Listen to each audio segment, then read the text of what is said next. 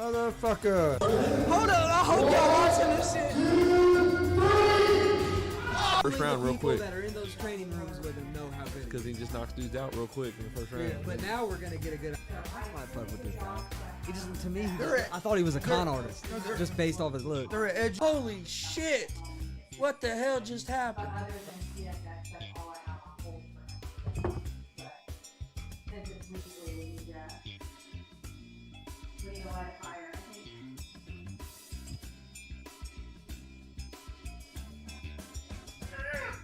What's up, motherfuckers? Welcome to G.W.R. Gonzo's Wrestling Room.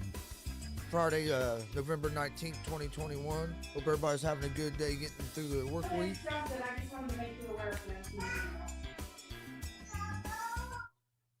All right.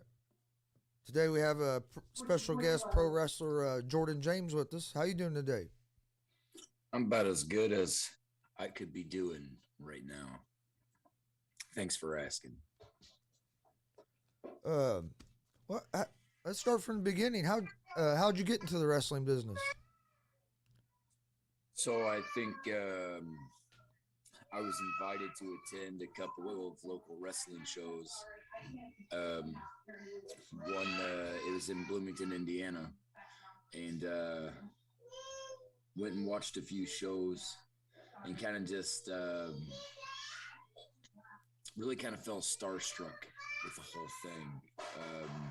Just the production, the wrestlers, the reaction from the crowd,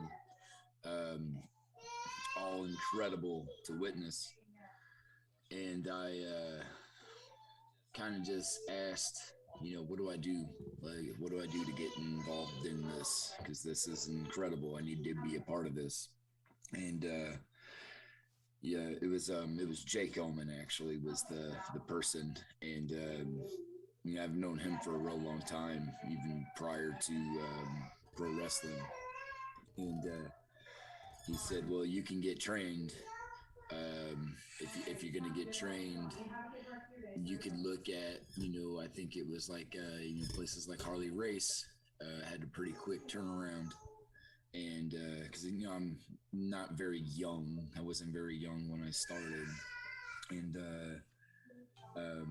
Harley Race would have been a quick turnaround, but I would have been driving to St. Louis all the time from Indianapolis, and I just couldn't swing that at that position in my life. Yeah.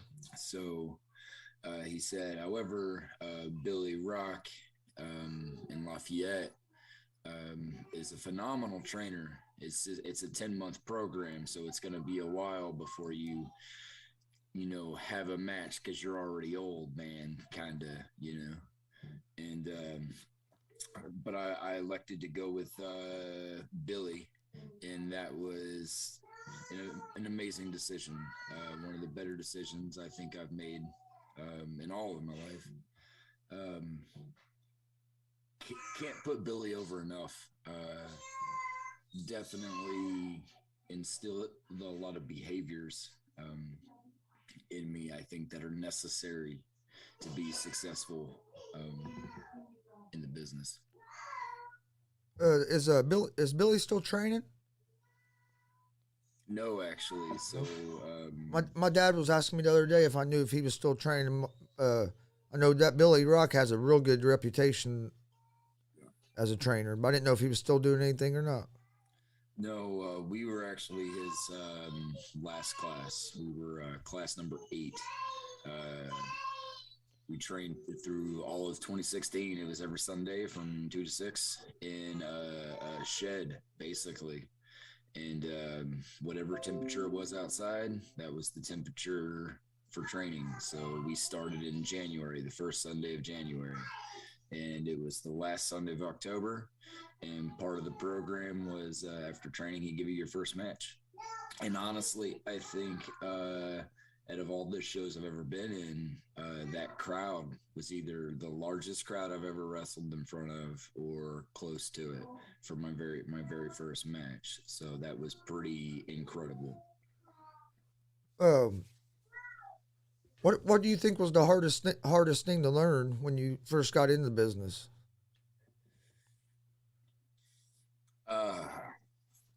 Well, if you're a Mandalorian fan, I would just say the way. There's a certain just kind of expectation just within pro wrestling of what you have to be, and kind of really honing in on that expectation can be pretty grueling at times, so I think that was the hardest thing. It wasn't even, what kind of move am I going to do? What kind of person am I going to be? I think just adapting to pro wrestling life and, kind of everybody talks about your wrestling side and your personal side. Sometimes I think making the personal side work was one of the hardest things to try to adapt to. So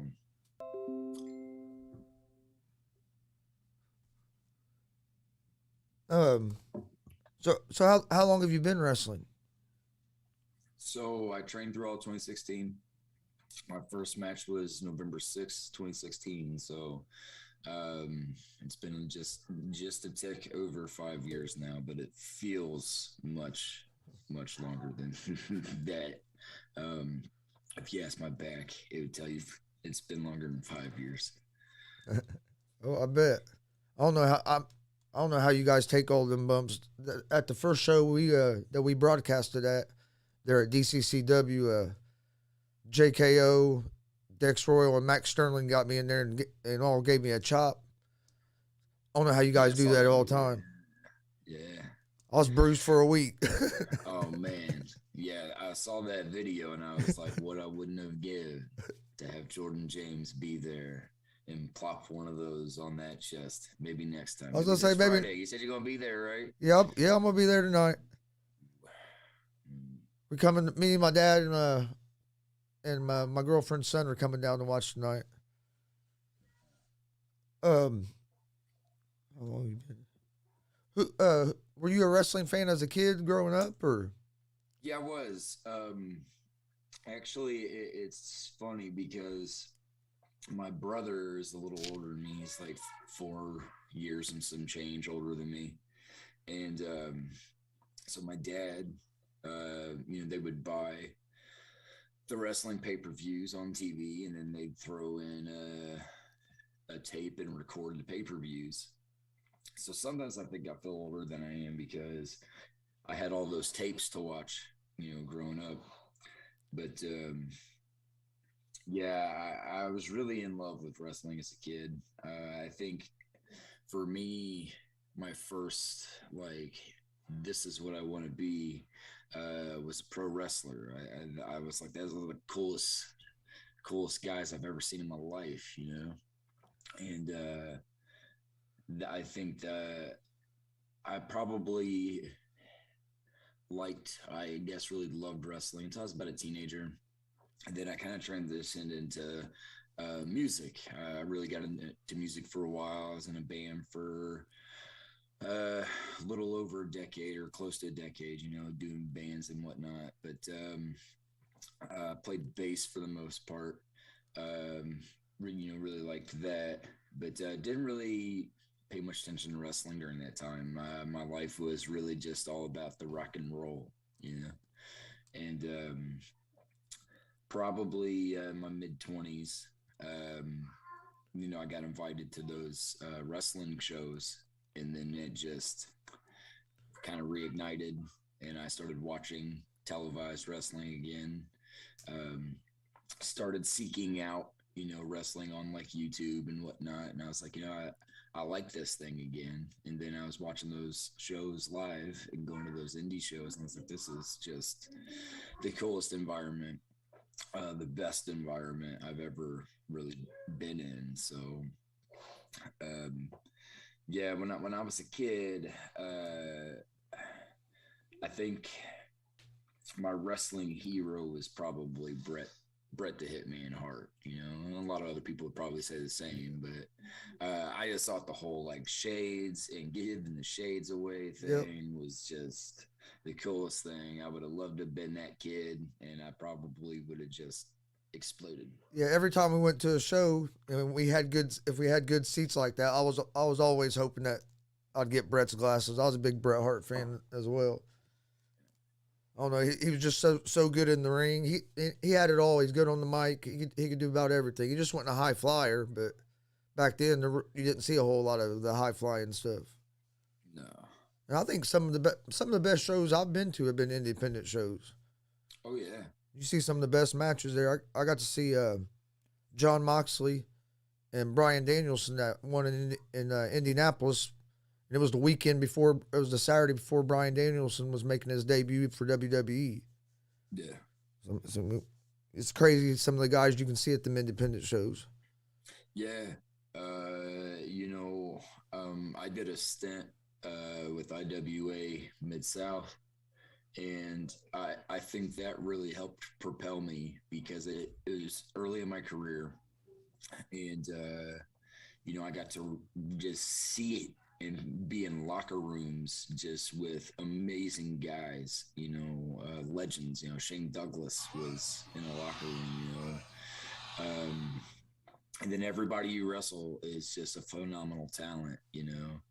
And then with WCWO, I've been wrestling there. I mean, that's every Friday night. That's and talent comes in there, and you're just always around solid wrestlers, and you never know who's going to show up. And then you're there, and they're there, and you're like, holy cow, that's Kevin Nash. He's 5 feet away from me. Holy cow. And I didn't have to pay to see him or anything like that. He's just right there, so that's always a cool moment to have. Shane Douglas was, people talk about what was your celebrity moment where you just kind of gush for a second. Yeah, kind of mark out.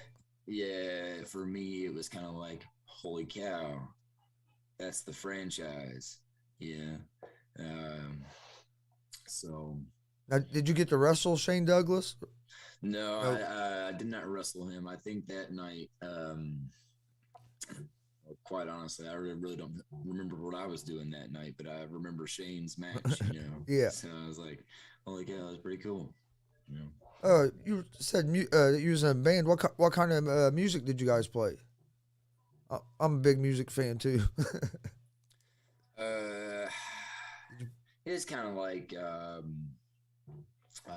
funk rock. Oh, honestly.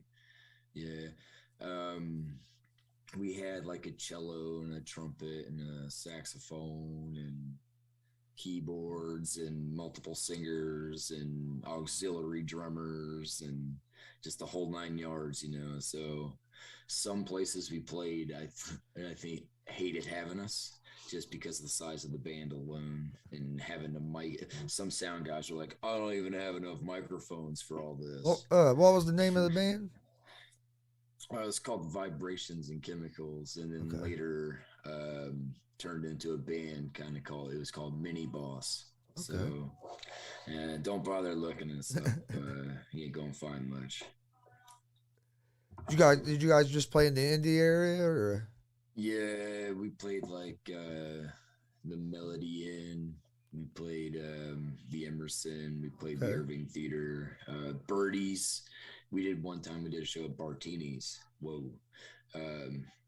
It's for an art festival, and they asked us to play it, and it was weird because we got there and everybody's wearing black ties and dresses and the whole 9 yards. And we wore suits, and I never wear. I never wear suits, and I wore a suit for this show, and honestly, we blew the roof off the place, and that was pretty cool. But it was just weird because there's a lounge singer was on first, and then it was kind of like a bluesy, kind of jazzy kind of guy, and then the guy came on with just an acoustic guitar doing real folk kind of music, and we're we're not we weren't heavy metal by any means necessary, but in comparison to what else was played that night, I was feeling like a mosh pit was about to break out when we started playing. Yeah. And, but I mean, it was really cool, but it was the Raw Art Festival or some Raw Indie Festival. It was pretty cool. How long you been wrestling at WCWO? That is creeping up on probably 5 years. Oh, okay. Every Friday night? For the most part. That's a lot of matches. Yeah, it's a lot, man. When I first started, I probably was doing a minimum of 3 matches a week. It was every Thursday, every Friday, every Saturday. Every Thursday in Jeffersonville, Indiana for IWA, and then every Friday in Indianapolis for WCWO, and then a traveling show on a Saturday. So what was wild is when I was doing the IWA shows, Jeffersonville is about a little less than 2 hours from Indy. Yeah, I was gonna say it's a pretty good drive. It's a good hike, yeah. and we wouldn't get out of the show till sometime between 11:30 and 12:30 at night, and then I had to be at work the next day at 6 a.m. Oh yeah, no fun. Yeah, it's rough.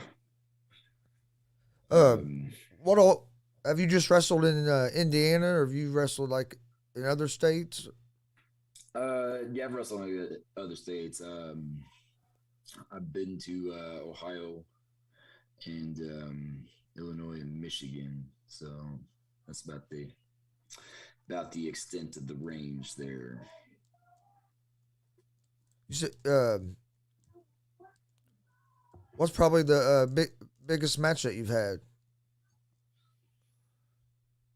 Like in terms of like the my opponent, or the audience size, or just one that I really enjoyed. Yeah, like one that you really enjoyed, like probably your favorite match that you've had, or one of them. Probably hard to pick just one. Yeah, it is rough. One I will give you is the first time I won the territorial title, W.W.R. It was in a triple threat match against Bret Havoc and Calvin Tankman. Okay. And two very stalwart opponents. And here I was, still probably 5 months in the business. If that is, I don't know if it was even that long. And I just remember taking my little red chair that I had, and I wrapped it around Calvin Tankman's head before I pinned him 1, 2, 3 in the ring for that belt. So that was always a pretty wild moment to be in. That's that's a pretty big accomplishment too, for only being in for 5 months. For sure. To get a title. Yeah, it was. That was a hard-hitting affair, as they like to say. At the end of the day, steel always beats a fist, in my opinion. So I had to put the steel around old Tankman's head. Sorry, bud. These years later. Who were some of the guys that you've kind of watched and kind of molded your style off of? I think when I first started wrestling, when I started like actually wrestling matches, I didn't really watch TV anymore. I just watched what the guys were doing and what the gals were doing. And, I think a couple of wrestlers that I really liked to watch. Mance Warner is spectacular. I really enjoyed watching his matches a lot. I liked his style, just go out and kick people in the head, punch people in the head, slam them on the ground a couple times, and tell the audience they're garbage, And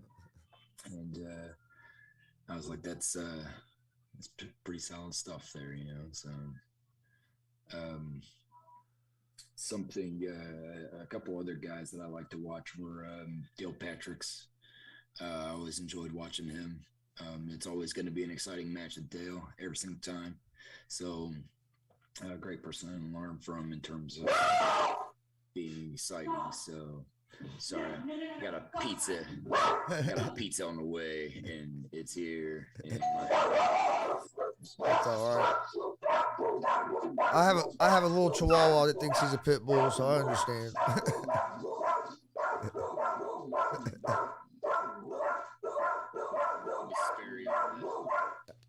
I'll be right back. We'll adjust the sound a little bit.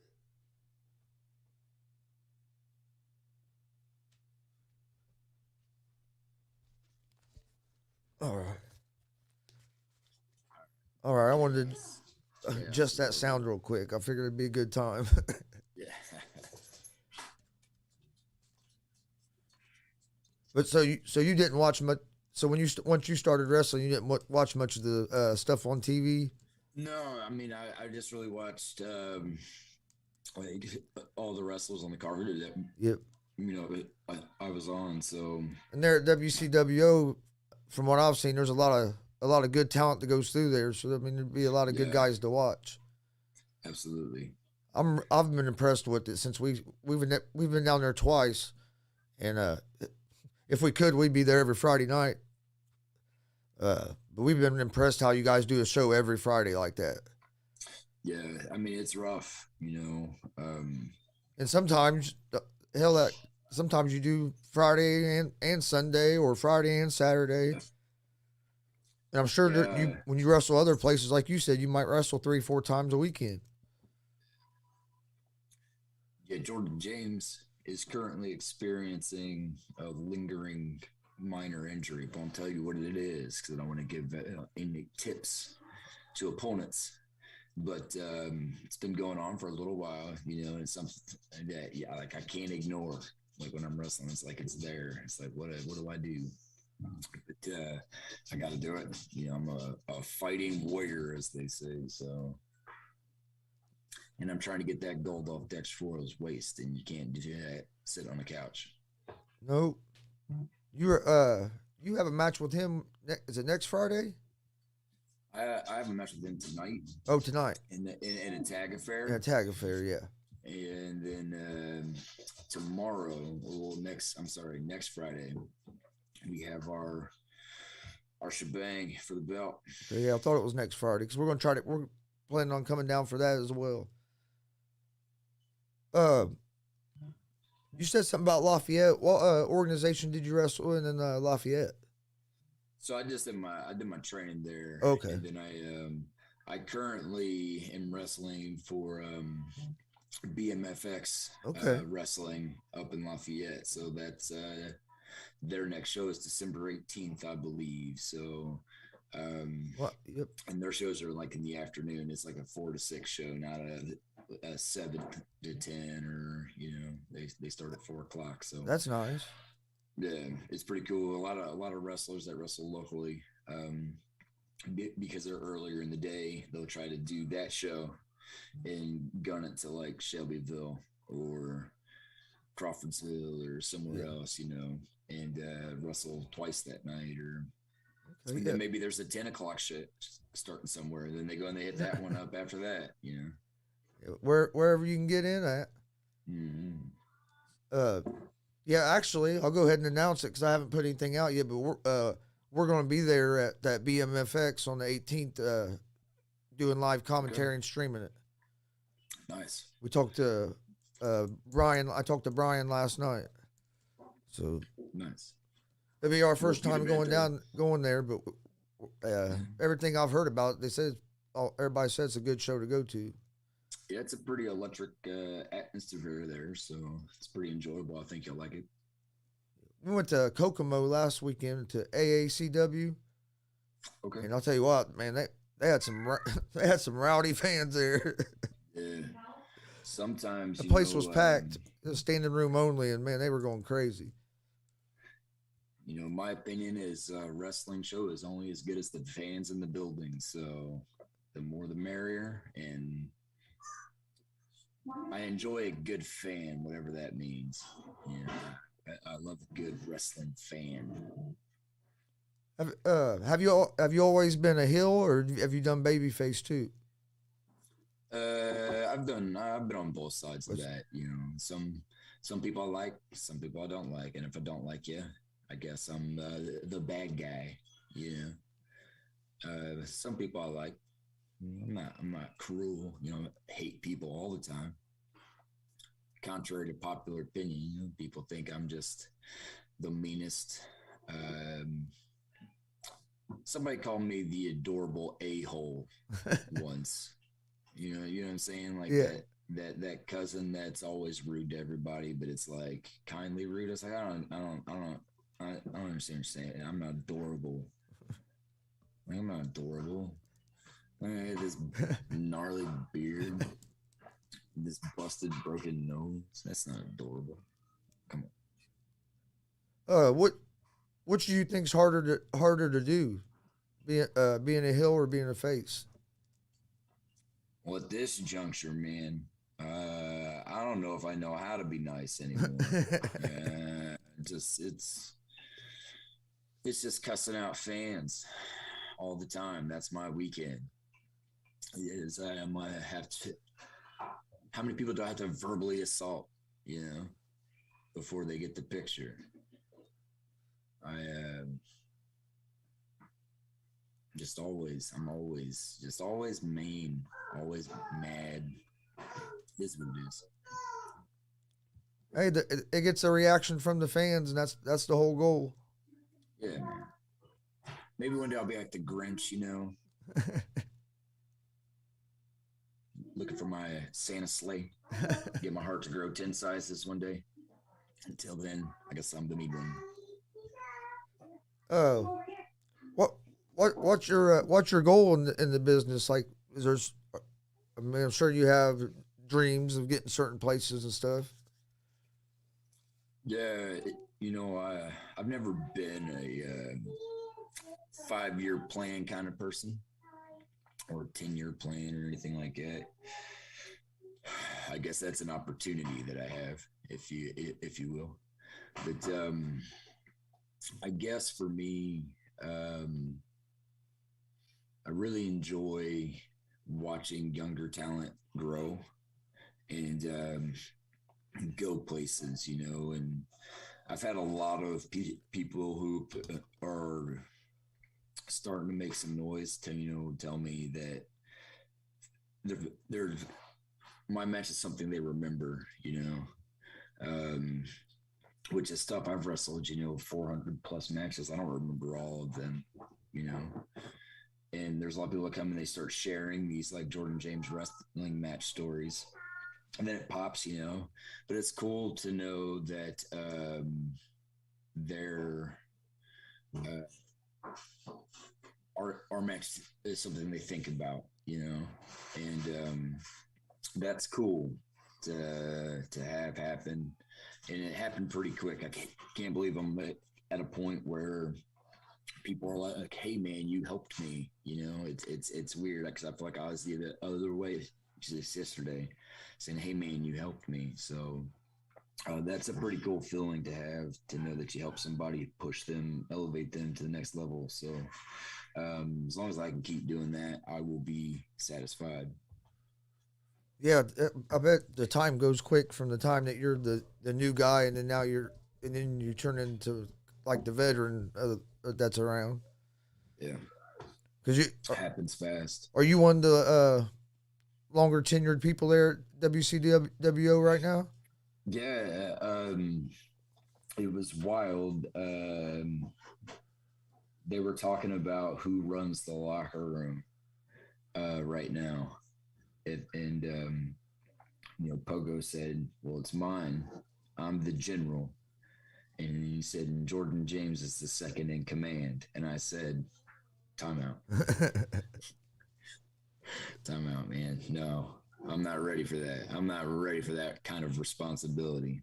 But No, I but guess I have to be. But no, that's a big. Of it. I mean, that's a big honor for a guy like Pogo to say that, "Hey, this is my guy that's second in charge."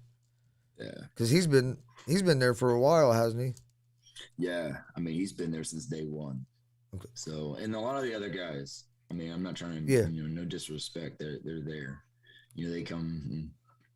A lot of people come and they go, and they come and they go, and they come and they go, and they make a comeback, and then they're gone, and they have another comeback, and then they're gone, and there's new people and more new people, and it's just an ever revolving door. Oh. And I've been there consistently, with the exception of when I broke my leg. Ooh.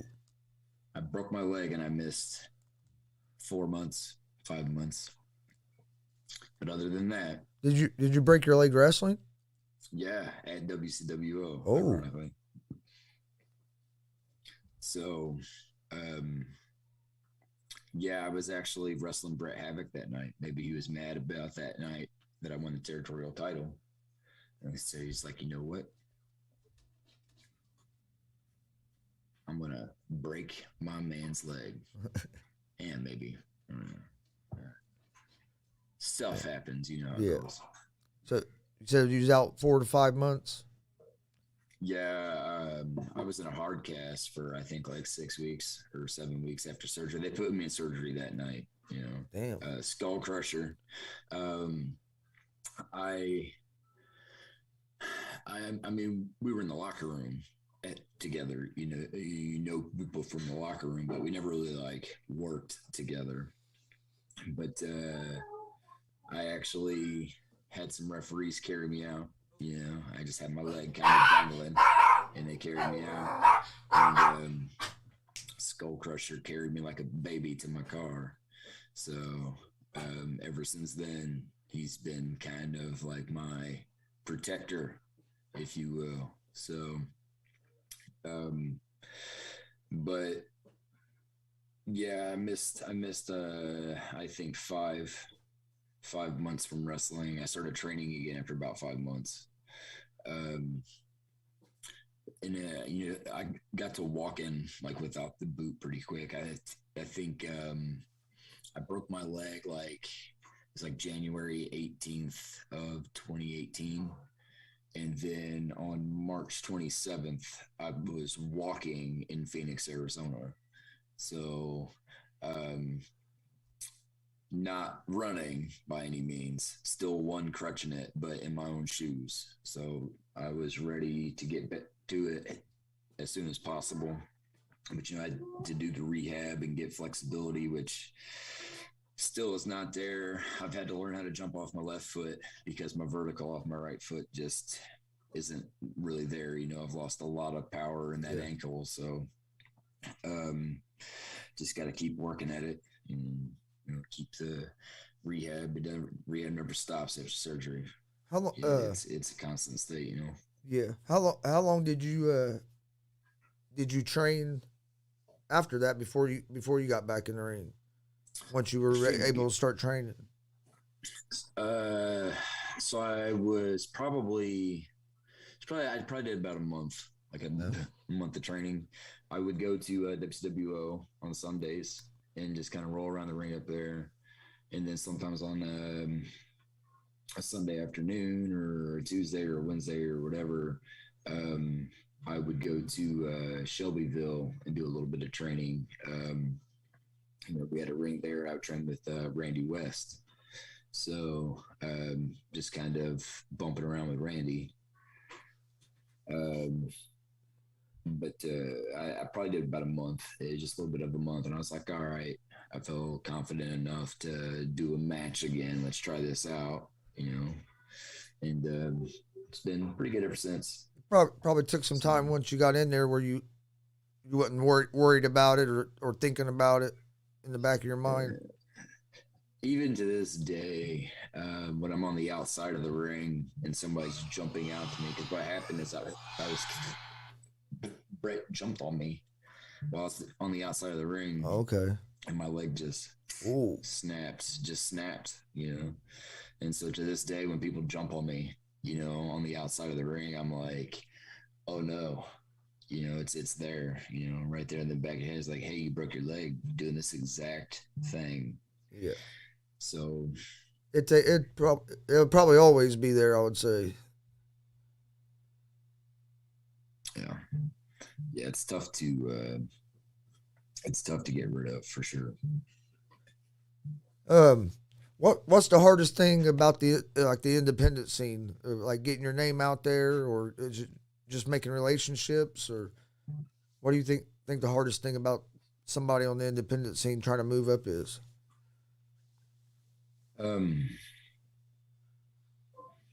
Man, that's honestly a loaded question in all honesty. Because there's a lot of things I think that can be pretty tough. Sometimes I think just getting booked can be a struggle because there's so much talent out there. Like you'll want to go to a show and then they just have a loaded roster with people on deck that have been there. If they've ran, say 90 shows or 100 shows plus, they've had a lot of talent come and go. So if they're coming to do a comeback, it's like, it's tough to squeeze in new people. So sometimes just getting booked initially can be a struggle, and you'll feel like you're doing great and that you're, making improvements or that you're worth being on their show, and they just can't book it because they just have so much talent. So um, that can be tough. I think sometimes the relationship aspect can also be tough. Because there's just like things you do and there's things you don't do, and if you do something you're not supposed to do, that can really upset some people. So you've got to be careful. And then, once you've upset people, it's a whole branding thing. It's tough to rebuild your brand with somebody. It's easy to destroy it. It's tough to rebuild it. Yeah. I also think your own limitations, I think, are tough. I think a lot of guys, when they first start wrestling, they're afraid to say no. Just a lot of, a new wrestler comes on, and they want to make a name for themselves or get rebooked or make a statement or something, and they do drastic things they probably shouldn't be doing or something, that they're just not ready for, and they get hurt. I think having the power to say no, it's okay. Like you're not gonna get whipped or anything like that. For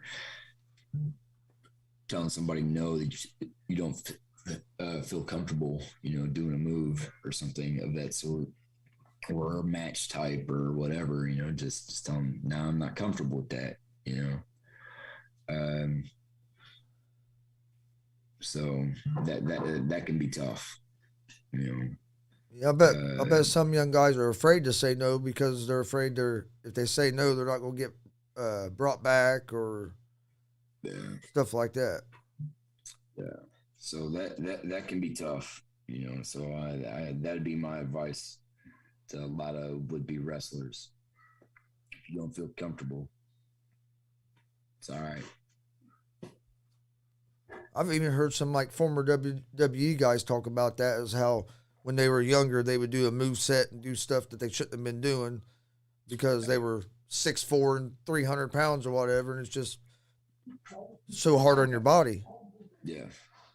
So I just remember getting asked to do a thumbtack match for a certain amount of dollars, and I was just like, all right, how many hours do I have to work at my job to make that kind of money versus wrestling on some thumbtacks?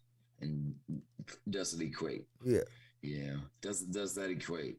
More times than not, it doesn't. Yeah, they don't want it. They probably, I mean, I'm not in the business, but they probably don't want to pay you the extra for what they want you to do. At least some people. That's some pretty wild stuff. That's not. If you take like a bad bump, you walk that off. But you bump on thousands upon thousands of thumbtacks.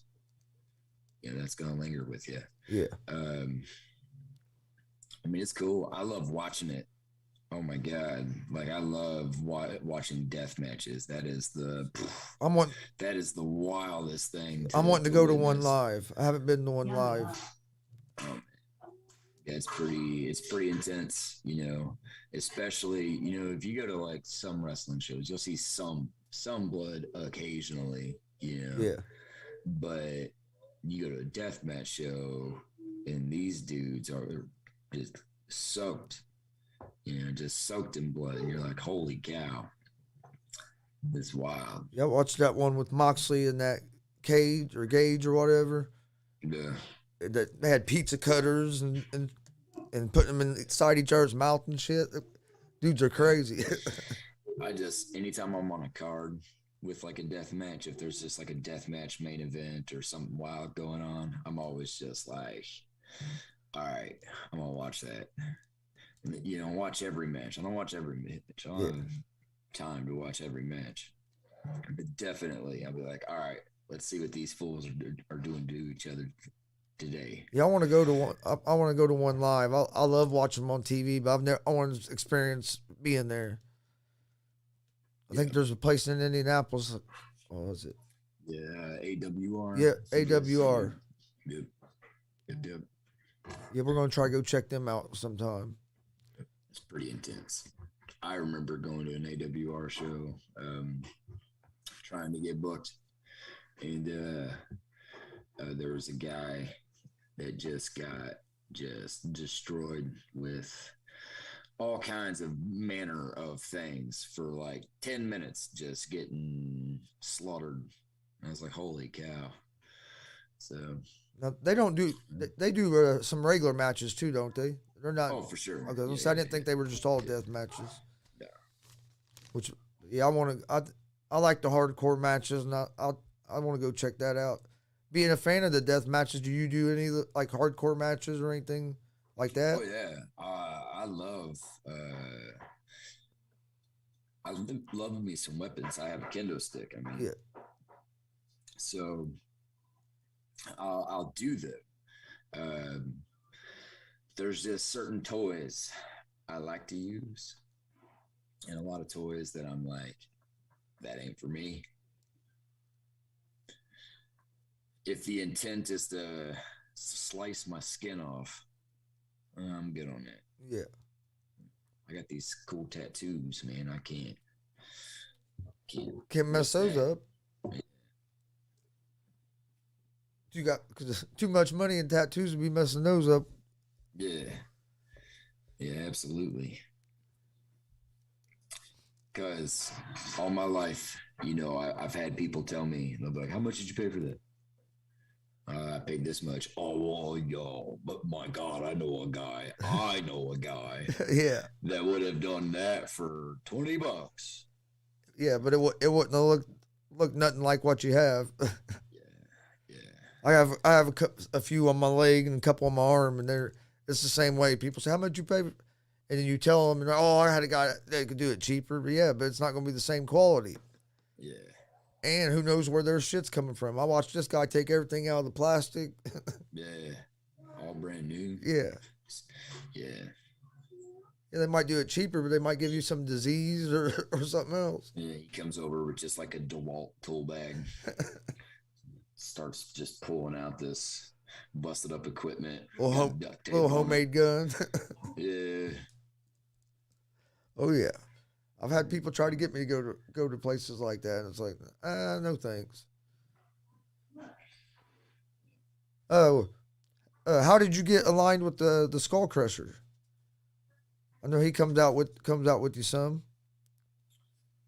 Yeah, I think with Skull Crusher,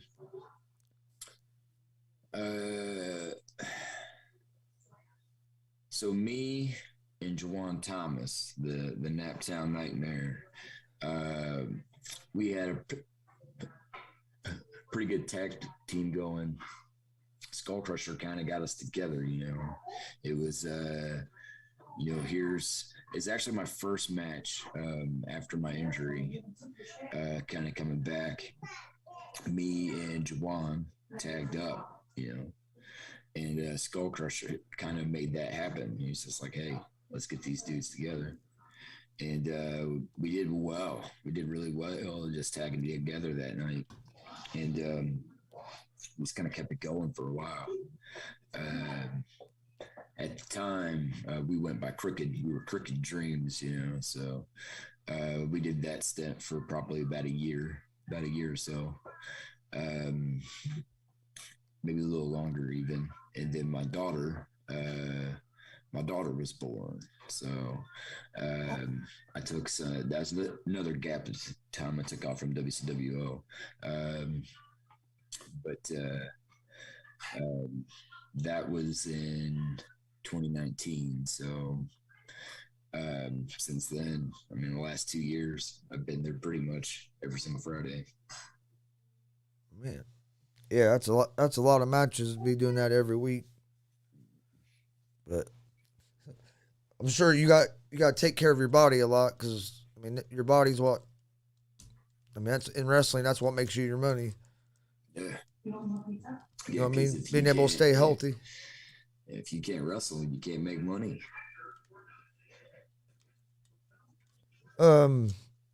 Where are we talking? Well, what advice would you give to a new guy that was going to get in the business?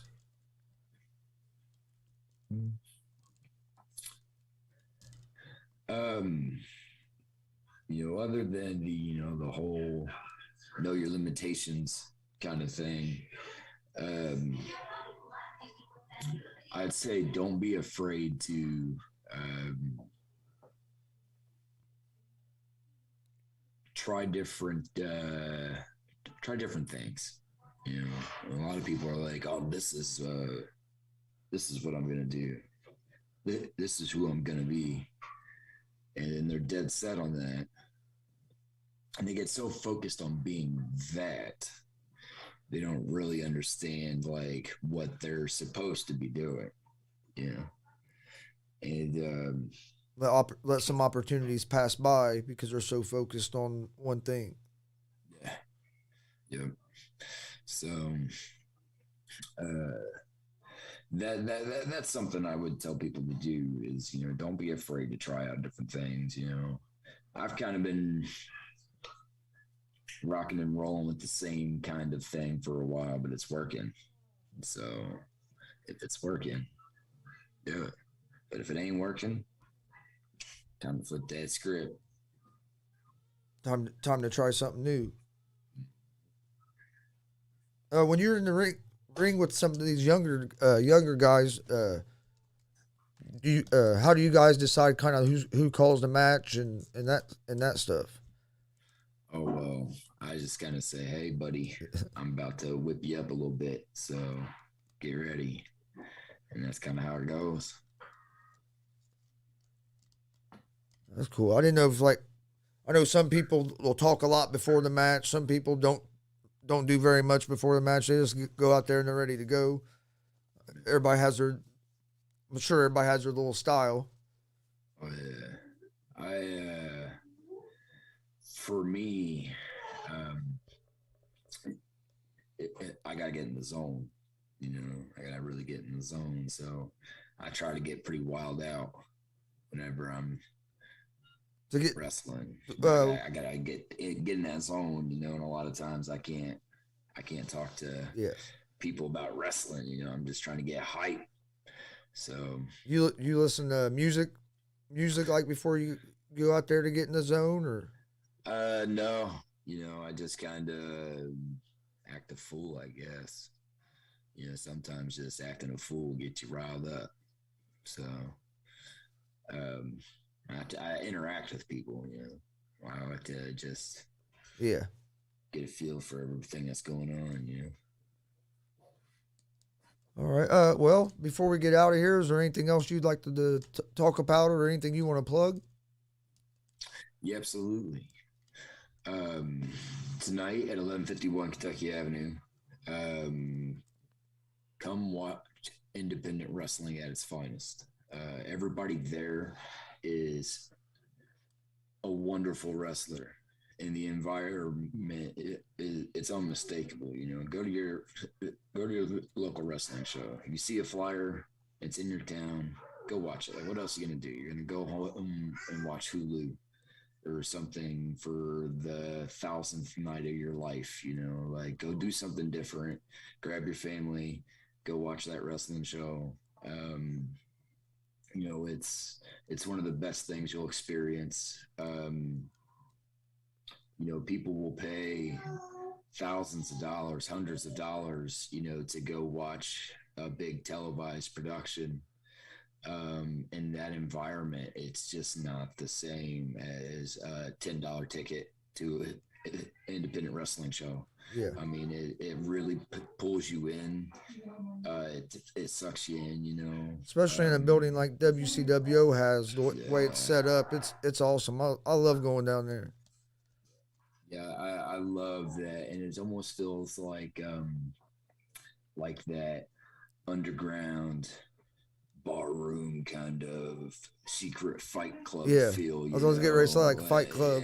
Yeah, it's always I mean, it's a surreal thing, and the action is constant. It's always there. So it's highly entertaining. If nothing else, I mean, you'll see some good matches. You'll see some bad matches. You might see some amazing matches that just reinvigorate your mind and your life. And you're like, holy cow, that was incredible. So. Um, I can't stress it enough. For Go for support these guys. $12 you can't beat it. Yeah, Or I mean, $10. I mean, about any independent show you can usually get in for $10, $15. that's about the rate. Some places might charge 20, Yeah. right? But they're gonna have a lot of great matches Yep. probably, so it's worth the ticket, honestly. So, Oh yeah. Yeah, go out there and support those people. And if the show is 30 minutes away, I mean, come on, like people will sit in traffic, going shopping for hours on end. Yeah. But you can't make the quick little trip. It's not so bad. It's not so bad. No. Go try something different. Go do something different. We come down there from Muncie, and it's not a bad drive at all. Yeah, it's not bad. Just every once in a while you might run into some traffic on the highway getting down to Indy, but if you leave a little bit early, it's usually not a big deal. Yeah. So, that's really all I'd say, man. Where can people find Jordan James at? G.W.R, Indianapolis, Indiana. Every Friday night, 1151 Kentucky Avenue. Bell time is always 7 o'clock. I'm in Lafayette at BMFX once a month on Saturdays. And then I'm also at DCCW currently out in Muncie. So I'm loving to expand. So if you're watching this and you would like to see a pretty mean person on your roster, I'm here. I'm ready to work and I'm ready to keep it going. So feed me, as Ezekiel Elliott would say. Are you a Cowboys fan? No. So please say no. No, man, I appreciate you joining us. Thanks for having me. Absolutely. And I guess I'll see you later tonight. Yeah, man. I will be there. Man, I got some unfinished business with Rachel Pratchett. So if she sees this, here's your warning, girl. You better be ready. I haven't forgot what you did in my throat. Yeah. You said that you're doing a tag team. Who's your tag team partner tonight? Oh, Dutch Boy Platinum. Dutch Boy. Okay, that's who I thought it was. I couldn't remember. Oh yeah. I like Dutch Boy too. Yeah, he gets it. All right, well, I won't take no more of your time. Let you relax before you get ready for your show tonight. Yeah, absolutely. I gotta rosin up my kendo stick, get it nice and hot. So I'll let you go, my man. All right, I will see. I'll talk to you later. See it.